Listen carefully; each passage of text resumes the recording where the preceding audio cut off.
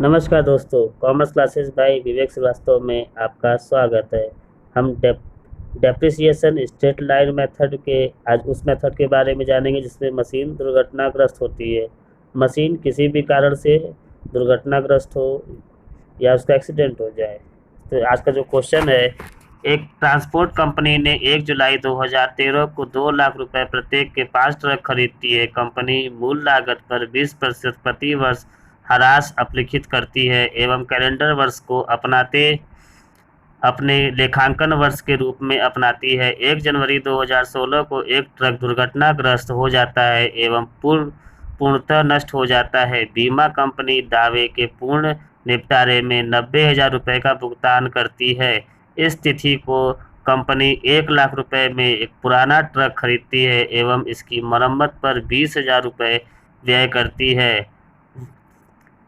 3 वर्ष का ट्रक खाता तैयार कीजिए।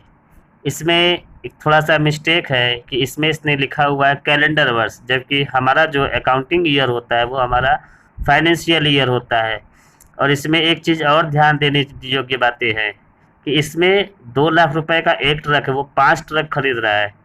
इट मीन्स हमें 5 ट्रकों का कैलकुलेशन करना होगा। स्टार्ट करते हैं। आज के क्वेश्चन में मैंने पहले बताया जैसे आपको कि एक सौदागर है, एक ट्रांसपोर्ट कंपनी है जिसने 1 जुलाई 2013 यानी इट मीन्स 2013 जुलाई 1 को उसने एक ट्रक खरीदा। TR टू बैंक अकाउंट उसने 5 ट्रक खरीदी है। 2 लाख रुपए के एक ट्रक है। इट मीन्स हम यहाँ पे पहले ही इसे कैटेगराइज कर दे रहे क्योंकि जब हमने पीछे क्वेश्चन में पढ़ा था तो हमें बताया गया था कि एक ट्रक दुर्घटनाग्रस्त हो रही है। कैलकुलेशन को इजी करने के लिए हमने इसे यहीं पे कैटेगराइज कर दिया। 2 lakh is to 1 and 2 lakh is to into 4। It means एक ट्रक 2 लाख रुपए की है और 5 ट्रक की कीमत कितनी हो गई, तो एक ट्रक इंडिविजुअल कर दिए, इसको अलग कर दिया मैंने, और यहाँ पे दूसरी जो 4 ट्रक बची रिमेनिंग वो 8 लाख रुपए की है। Is it clear? अब हम इसे करते हैं फाइनेंशियल ईयर की एंडिंग पे। तो फाइनेंशियल ईयर हमारा क्लोज होता है मार्च 31 को। मार्च 31 bye depreciation account, bye depreciation account, machine number first and machine number second. ठीक, तो यहाँ पे पहले हम लोग वर्किंग नोट करते हैं। वर्किंग नोट क्या करते हैं कि हमें डेप्रिसिएशन कैसे निकालना है। Working note truck, TRUCK truck, एक ट्रक की कीमत 2 लाख रुपए जो पहली ट्रक हमने खरीदी, जो दूसरी ट्रक यानी 2 बार में जो खरीदी, दूसरी बार में वो 2 लाख रुपए की 4 ट्रक, यानी पहली मशीन, इसे मशीन भी कह लीजिए, कोई दिक्कत नहीं है। 1 2 3 4 5 2 लाख और ये 8 लाख रुपए। डेप्रिसिएशन हमसे कह रहा है 20%। हमने मशीन कब खरीदा? जुलाई को।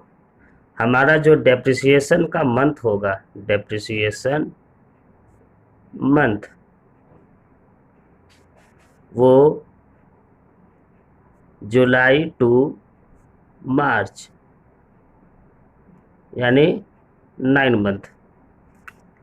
जुलाई, अगस्त, सितंबर, अक्टूबर, नवंबर, दिसंबर, जनवरी, फरवरी, मार्च, 9 महीने। यानी पहली मशीन पे जो हमारा डेप्रिसिएशन लगेगा वो 2 लाख रुपए पे लगेगा।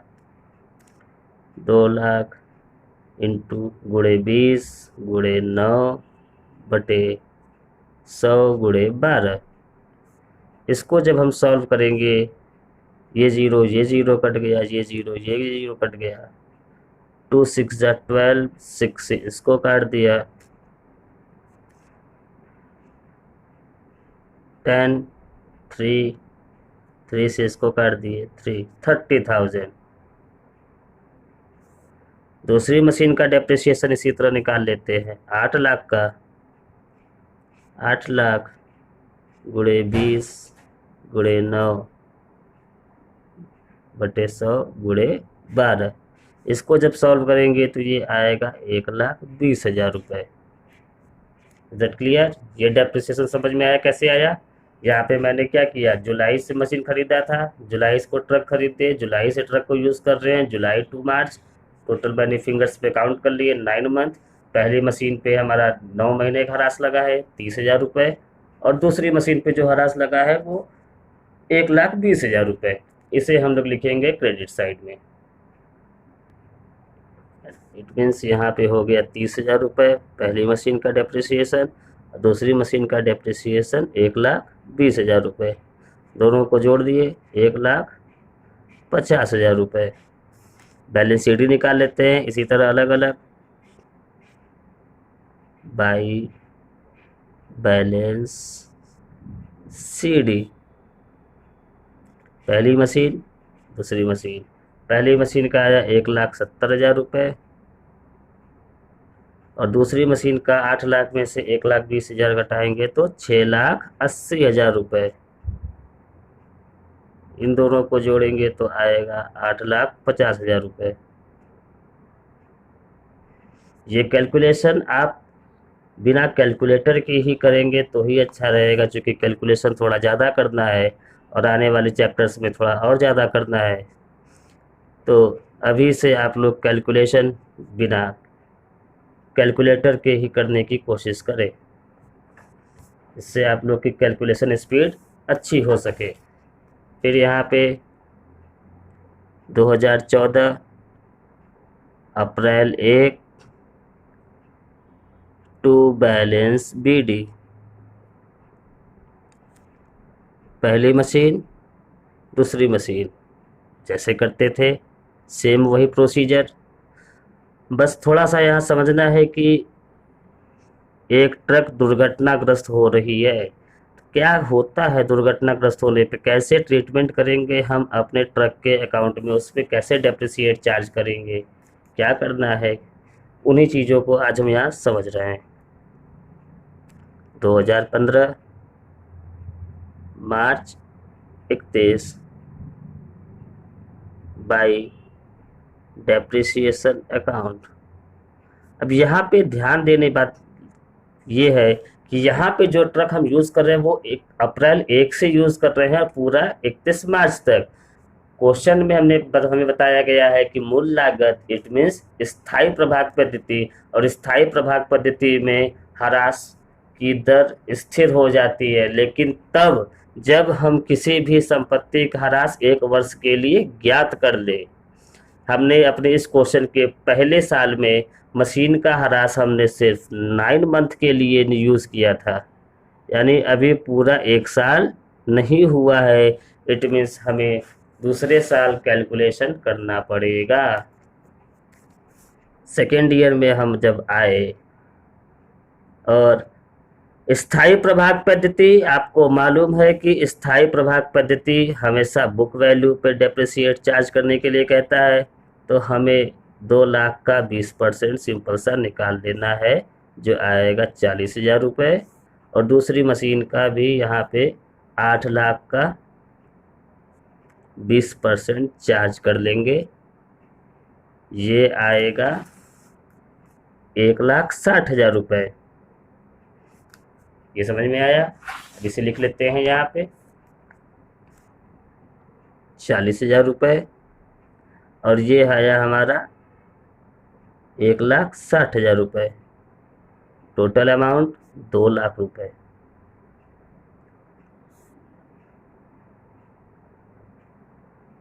मार्च 31 बाई बैलेंस CD, पहली मशीन दूसरी मशीन। पहले मशीन को 1,70,000 में से 40,000 को घटाए तो आया 1,30,000 रुपये। 6,80,000 में से 1,60,000 को घटाए तो ये आया 5,20,000 रुपये। इसको सॉल्व किए तो ये आया 6,50,000 रुपये। दोनों तरफ का अमाउंट टोटल कर देंगे जैसे पहले करते जाते थे।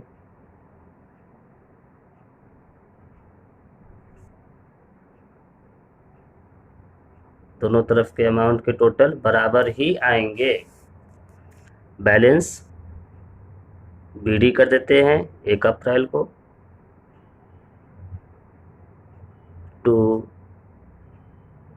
बैलेंस BD, पहला, दूसरा।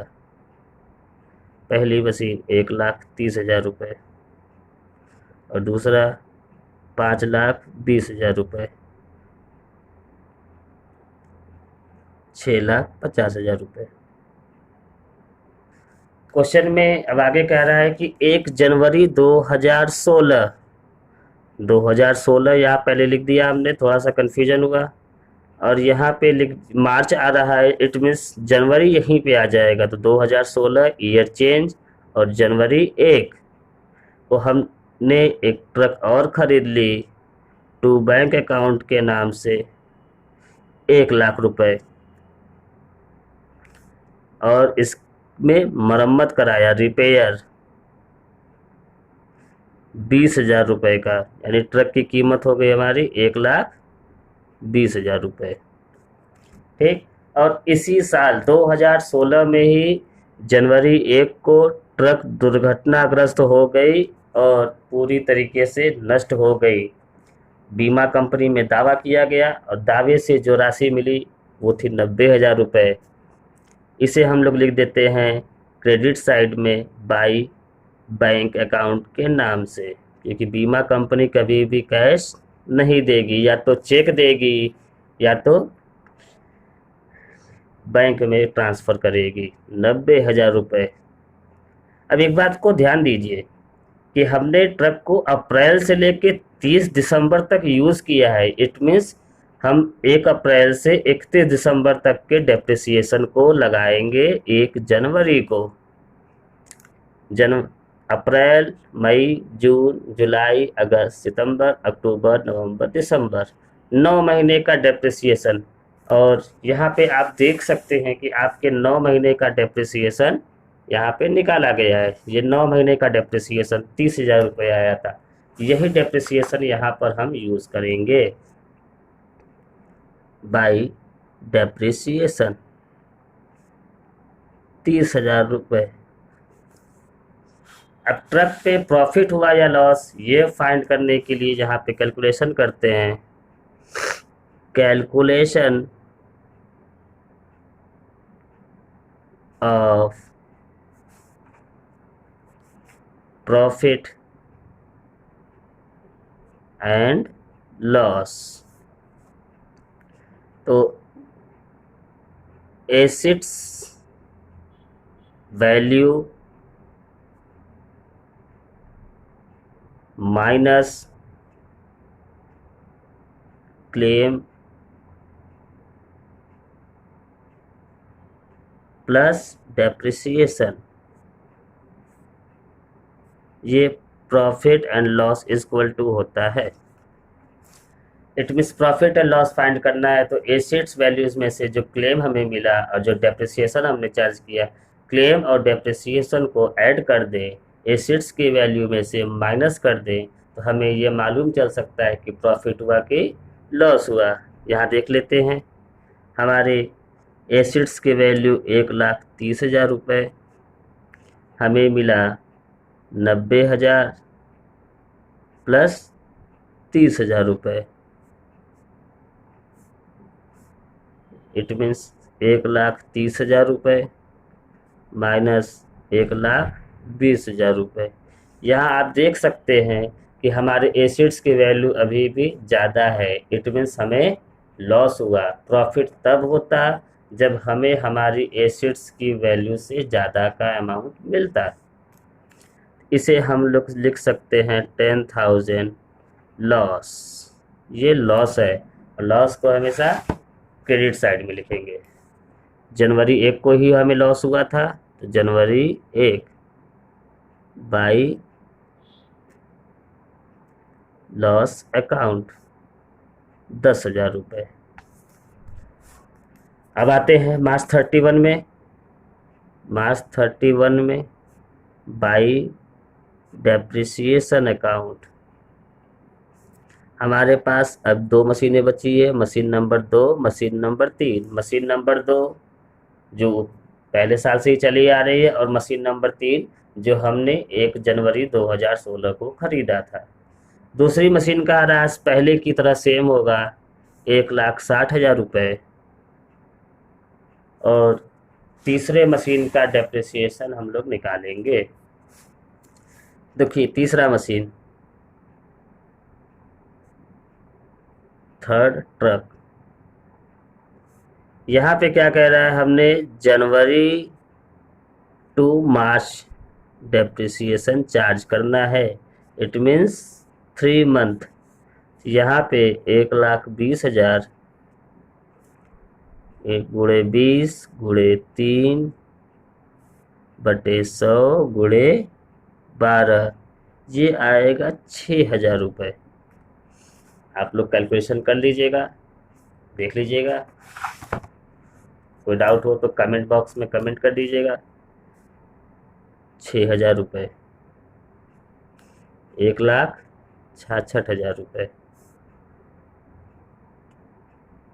मार्च 31 बाई बैलेंस CD। अब हमारे पास सिर्फ 2 ही मशीनें बची हुई है, machine number 2, machine number 3। Machine number 2 5,20,000, 5,20,000 में से 1,60,000 को माइनस करेंगे तो आएगा 3,60,000 रुपये। और तीसरी मशीन जो 1,20,000 रुपये की थी, 1,20,000 रुपये में से 6,000 माइनस करेंगे तो आएगा 1,14,000 रुपये। टोटल करेंगे तो आएगा 4,74,000 रुपये।